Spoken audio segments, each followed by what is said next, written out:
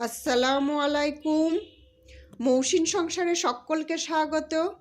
আজকে আমি সবার পছন্দের একটা রেসিপি আপনাদের সঙ্গে শেয়ার করব ভীষণ সহজভাবে এবং ভীষণ টেস্টি রেসিপি। ভিডিওটা সম্পূর্ণ দেখুন।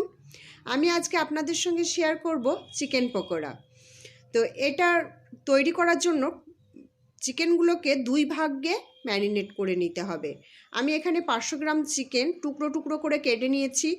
এখন আমি প্রথম ম্যারিনেশন করার জন্য দিয়ে দিলাম লবণ। এখন দিয়ে দিচ্ছি গোলমরিচ গুঁড়ো, কাগজি লেবু 2 চির রস আমি দিয়ে নিয়েছি।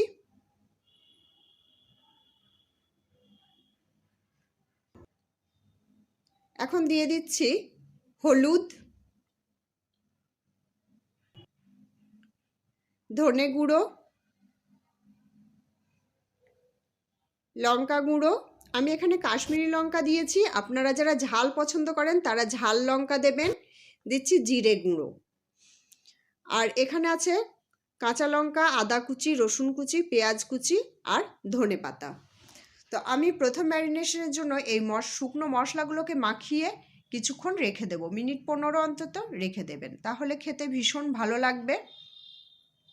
তো এখন দিয়ে দিচ্ছি খাবার সোডা। এটা ভীষণ দরকারি, এটা দিলে এই ম্যারিনেট করে রাখার সময় খাবার সোডা যদি আপনি দেন তাহলে এটা যখন খাবেন ভাজার পর ভেতরটা জুসি থাকবে।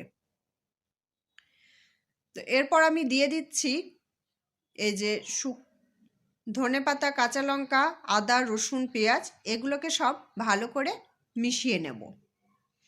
এক এক করে দিয়ে দিলাম।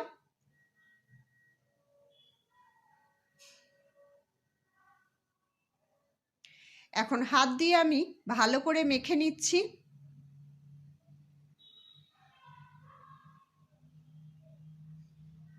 আমার মাখা হয়ে গেছে। এখন আমি আবারও এটাকে মিনিট 15 রেখে দেব।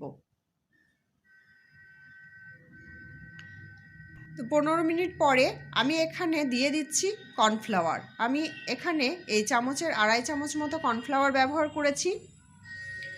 আর এখানে একটা কথা বলে রাখি, আমি কিন্তু এটা মাখানোর জন্য ডিম ব্যবহার করিনি, কারণ আমার হাজব্যান্ড ডিম পছন্দ করে না, তাই আমি ডিম ব্যবহার করিনি। আপনারা এখানে একটা ডিম ব্যবহার করতে পারেন। আমি দিয়ে দিলাম বেসন 2.5 চামচ মতো। এখন এটাকে মেখে নিচ্ছি।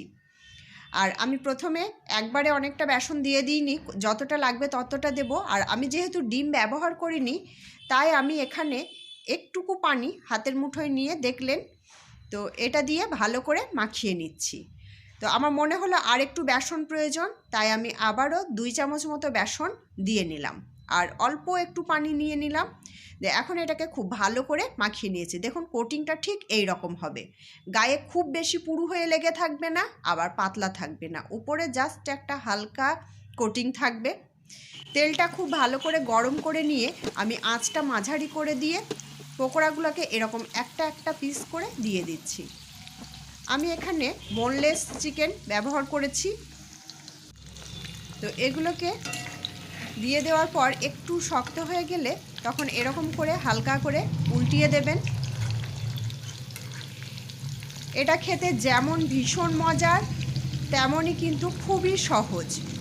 অনেকে এই পেঁয়াজ লঙ্কা এগুলো কাঁচা না দিয়েই শুধু ব্যাটার তৈরি করে দিয়ে থাকেন, তো তারা সেভাবেও করতে পারেন, কিন্তু আমাকে এইভাবে পেঁয়াজ, ধনেপাতা, আদা কুচি, রসুন কুচি দিয়ে পকোড়াটা খেতে ভীষণ ভালো লাগে, তাই আমি এইভাবে তৈরি করে নিই। আপনারা যারা এভাবে করেন না তারা এভাবে করে দেখবেন, ভীষণ ভালো লাগবে। তো যখন এরকম লালচে লালচে হয়ে ভাজা হয়ে যাবে তখন আপনারা তুলে নেবেন। আর মাঝারি আঁচে ভাজলে কিন্তু ভেতরটাও জুসি থাকবে আর ওপরটাও ক্রিস্পি হবে। তো আমি প্লেটে নিয়ে নিয়েছি খুব সুন্দর করে চিকেন পকোড়া। আপনারাও এভাবে করে নিন। দেখুন ভেতরটা কতটা জুসি আছে আর উপরটাও ক্রিস্পি আছে। ভিডিওটা ভালো লাগলে লাইক, শেয়ার, কমেন্ট করবেন আর চ্যানেলটা সাবস্ক্রাইব করে আমার চ্যানেলের পাশে থাকবেন। আমি একটা ভেঙে দেখাচ্ছি। আমি তো টেস্ট করে নিচ্ছি, আপনারাও এই শীতের বিকেলবেলা এই চিকেন পকোড়া তৈরি করুন আর এনজয় করুন। দেখবেন ভীষণ ভালো লাগবে। আর চিকেন পকোড়া ভালো লাগে না এরকম লোক খুব কমই পাওয়া যাবে।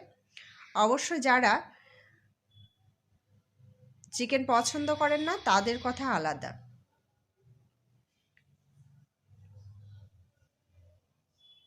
তো আপনারা এভাবে খুব সুন্দর করে চিকেন পকোড়া তৈরি করুন আর এনজয় করুন। খুব কম সময়ে তৈরি হয়ে যায় এটা। ভালো থাকবেন, সুস্থ থাকবেন।